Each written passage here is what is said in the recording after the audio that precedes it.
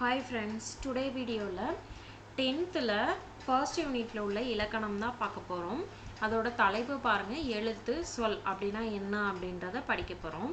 போறதுக்கு முன்னாடி இலக்கணம் அப்படினா என்னன்னு சொல்லிட்டு ஒரு டெஃபினிஷன் கொடுத்திருக்காங்க. அதாவது ஒரு மொழியை தெளிவா பேசுறதுக்கும் எழுதுறதுக்கும் இலக்கணம் வந்து பயன்படுது.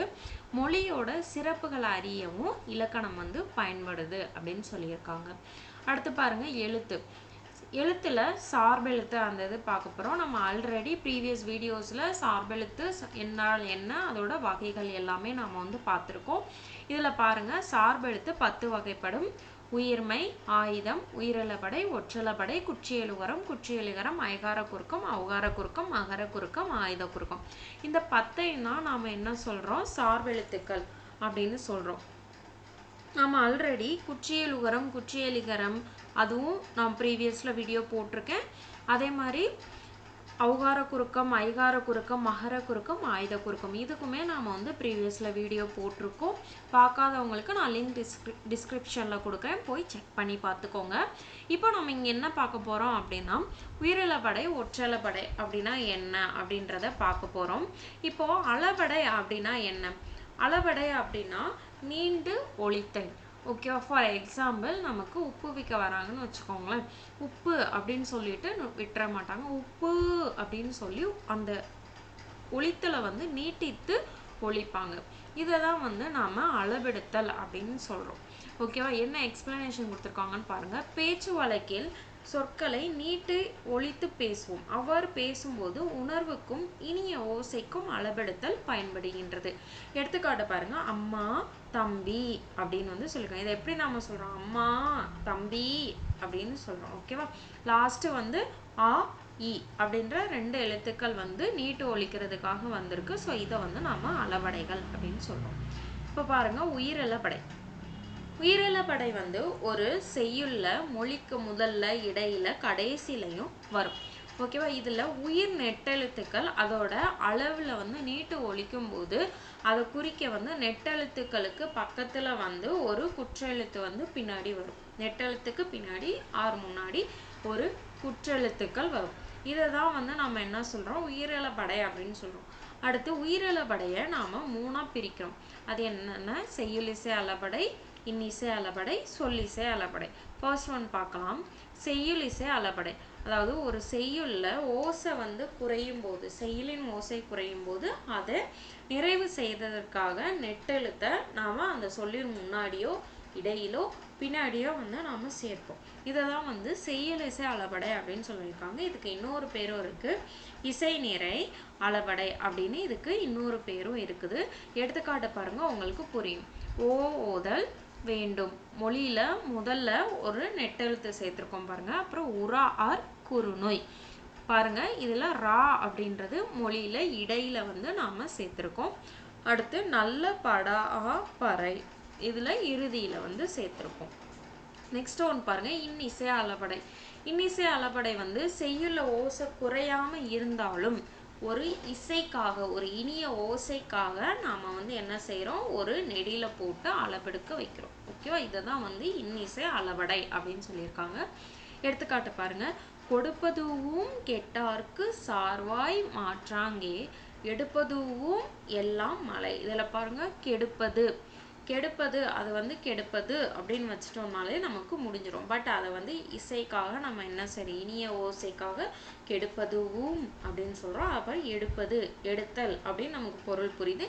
இருந்தாலும் இசைக்காக நம்ம என்ன சொல்றோம்? எடுப்பதுவும் அப்படின்னு சொல்றோம். இதை தான் வந்து இன்னிசை அளபடை அப்படின்னு சொல்லியிருக்காங்க. நெக்ஸ்ட் ஒன் பாருங்க. சொல்லிசை அளபடை. அதாவது ஒரு சொல்லுல பெயர் சொல் நம்ம சொல்றோம் இல்லையா, அந்த பெயர் சொல் வந்து எச்சு சொல்லா இருந்து அளபெடுக்கிறது தான் நாம சொல்லிசை அளபடை அப்படின்னு சொல்றோம். இதுக்கு ஒரு ஷார்ட்கட்டும் இருக்குது. நம்ம எந்தெந்த இடத்துல இ அப்படின்ற எழுத்து வருதோ அதுல எல்லாமே நம்ம வந்து சொல்லிசை அளபடை அப்படின்னு நாம போடலாம். இந்த ஷார்ட்கட் ஆல்ரெடி உங்களுக்கு தெரியும். வாங்க எடுத்துக்காட்டு பாருங்க. உரநசை உள்ளம் துணையாக சென்றார், வரணசை இன்னும் உள்ளே. இதுல நசை அப்படின்றதோட பொருள் என்ன அப்படின்னா விருப்பம். நசைனா விருப்பம். இதை வந்து நம்ம இந்த செய்யுள்ல எப்படி மாற்றி எழுதியிருக்காங்க, விரும்பி அப்படின்னு பொருள் தர்றதுக்காக நசை அப்படின்னு சொல்லி மாற்றி எழுதியிருக்காங்க. ஓகேவா? இந்த மாதிரி பெயர் சொல் வந்து அளவெடுத்து நிற்கிறது தான் நாம சொல்லிசை அளபடை அப்படின்னு சொல்றோம். அடுத்து பாருங்க ஒற்றளபடை.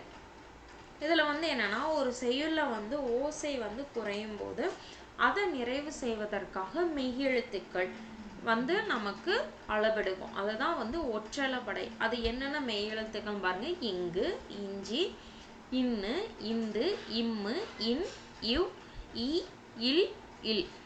அது அந்த 10 எழுத்துக்களும் ஆயுத எழுத்தும் சேர்ந்து அளவெடுக்கும். இதை தான் வந்து ஒற்றளபடை அப்படின்னு சொல்றோம்.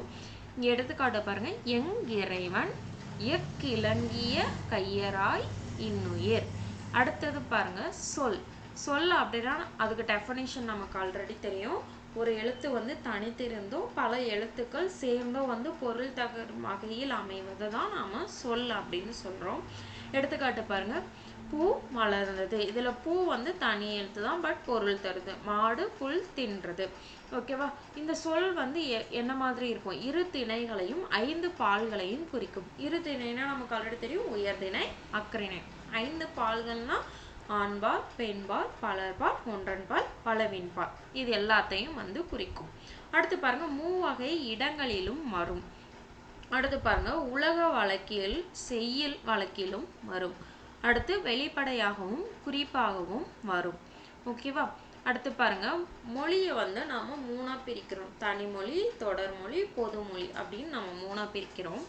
அதை நன்னூல்ல எப்படி சொல்லியிருக்காங்க பாருங்க, ஒரு மொழி ஒரு பொருள் எனவாம், தொடர்மொழி பல பொருள் என பொது இருமையும் ஏற்பன. அதாவது ஒரு மொழி அப்படின்றது வந்து ஒரு சொல் மட்டும் தனித்து நின்று பொருள் தரதை வந்து நம்ம தனிமொழி அப்படின்னு சொல்லுவோம். தொடர்மொழி அப்படின்றது ஒரு 2 சொற்கள், ஒன்றுக்கு மேற்பட்ட சொற்கள் வந்து தொடர்ந்து நின்று பொருள் தருவதை வந்து நாம தொடர்மொழி சொல்லுவோம். அதாவது என்னன்னா, ஒரு பொருளை சேர்த்து வச்சாலும் பொருள் தரும், அதை நம்ம பிரிச்சு பார்த்தாலும் வேறு பொருள் தரும். அதை தான் வந்து என்ன சொல்லுவாங்கன்னா தொடர்மொழி அப்படின்னு சொல்லுவாங்க. அடுத்து பாருங்க, பல பொருள் மொழி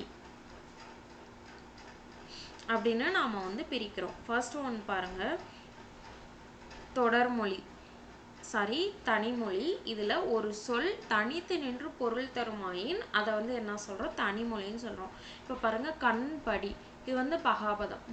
பகாபதம் எப்படி பிரிக்கணும் அப்படின்னு சொல்லி ப்ரீவியஸ் லோயர் கிளாஸ்லலாம் படிச்சிருப்போம்.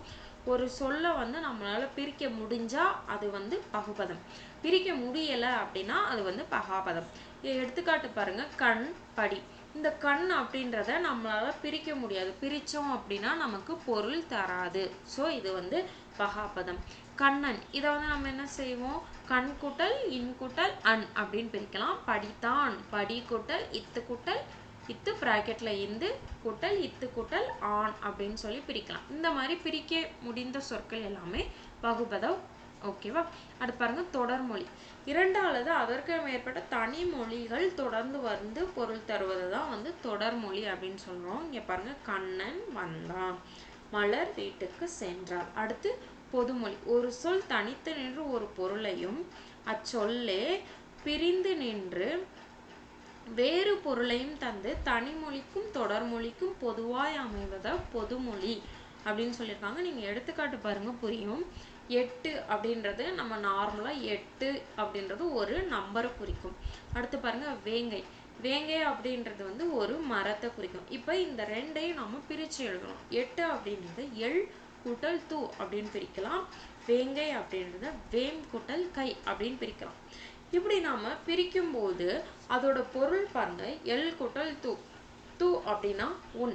ஓகேவா? எள் அப்படின்றது சாப்பிட்ற எள் அதுவும் சாப்பிடும் பொருள். ஓகேவா? இதோட பொருள் பாருங்க, எள் கூட்டல் தூ எள்ளை உன் அப்படின்னு வருது. அப்புறம் வேம் கூட்டல் கை. வேம் அப்படின்னா வேகுதல். ஓகேவா?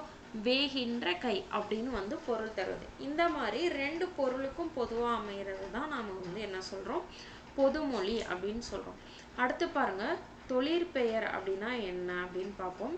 நமக்கு ஆல்ரெடி நாம் படிச்சிருக்கோம், தல் விகுதி வந்தாலே நம்ம என்ன சொல்லுவோம், தொழிற்பெயர் அப்படின்னு சொல்லுவோம். இது மட்டும் இல்லாம நமக்கு நிறைய இருக்குது. பட் இப்போதைக்கு நம்ம கொடுத்தது தான் பார்க்குறோம். இப்போ ஒரு வினை அல்லது செயலை குறிக்கும் பெயரானது எண், இடம், காலம், பால் ஆகியவற்றை குறிப்பாகவோ வெளிப்படையாகவோ உணர்த்தாமல் வருவது தொழிற்பெயர். எடுத்துக்காட்டு பாருங்க, ஈதல், நடத்தல். அடுத்து ஒன்று பாருங்க, விகுதி பெற்ற தொழிற்பெயர். அதாவது அந்த பொருள் வந்து முடிந்து சரி அதாவது தொழில் வந்து வினை செயல் இதெல்லாம் வந்து நம்ம தொழில்னு சொல்கிறோம். ஓகேவா?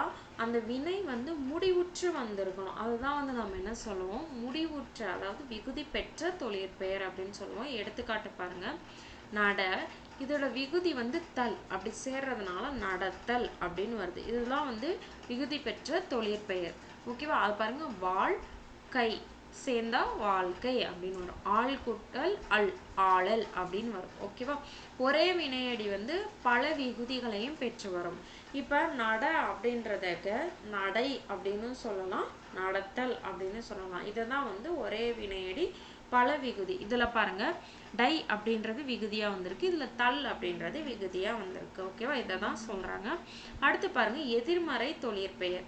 எதிர்மறை தொழிற்பெயர் அப்படின்னா இப்ப நடத்தல் அப்படின்னு எடுத்துக்கிட்டோம்னா நடவாமை அப்படின்னு, அதாவது ஒரு செயலை செய்யாததை சொல்றது, செய்யாத மாதிரி சொல்றது, எதிர்மறை பொருள். இப்ப பாருங்க, கொன்றான் அப்படின்னா கொல்லாமை அப்படின்னு நம்ம அதுக்கு எதிர் சொல் சொல்லலாம். ஓகேவா? இந்த மாதிரி எதிர்மறையா சொல்ற தொழில் வினையை தான் நம்ம என்ன சொல்றோம், எதிர்மறை தொழிற்பெயர் அப்படின்னு சொல்றோம். எடுத்துக்காட்டு பாருங்க, நடவாமை, கொல்லாமை. அடுத்து பாருங்க, முதநிலை தொழிற்பெயர். அதாவது விகுதி பெறாமல் வினை பகுதியே தொழிற்பெயராதல் முதநிலை தொழிற்பெயர். எடுத்துக்காட்டு பாருங்க, தட்டு, உரை, அடி அப்படின்னு கொடுத்துருக்காங்க.